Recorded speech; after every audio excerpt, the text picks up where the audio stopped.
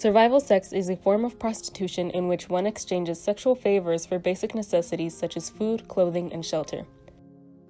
Survival sex is one of those terms that is not talked a lot about within the broader conversation of human trafficking, but we see a lot specifically with our LGBTQ youth experiencing homelessness.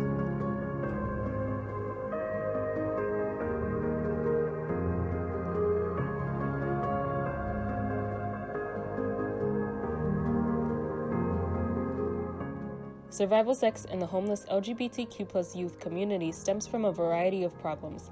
The lack of money to support LGBTQ+ shelters, the lack of space and beds in those shelters, and the lack of laws to protect homeless or runaway LGBTQ+ youth. The list could go on and on.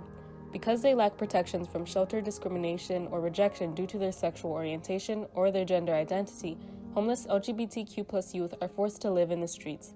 In addition, a lack of shelter space in many areas nationwide leave a large number of homeless youth without a place to stay. With no other means of survival, many turn to survival sex, a widespread issue in the LGBTQ+ youth homeless community. There's an overlap with sex trafficking. There's an overlap with similar, on the other side of the coin, work trafficking. Amending legislation to guarantee protections for homeless LGBTQ+ youth and increasing funding for shelters and programs that support the LGBTQ+ community would reduce the amount of youth participating in survival sex by providing them the basic necessities that they would instead exchange sexual favors for.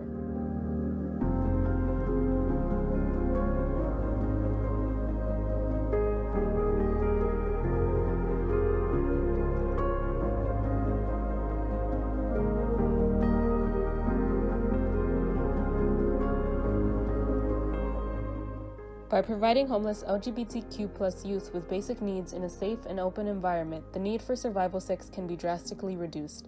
Government funding will provide for more shelter space, given that LGBTQ+ youth take up the majority of the homeless youth population. In addition, funding can also be used to train shelter workers to be more open and accepting about LGBTQ+ youth, rather than abusing and discriminating against them. Finally, the inclusivity of the LGBTQ+ community in laws and legislation will secure and ensure the safety and protections that they deserve.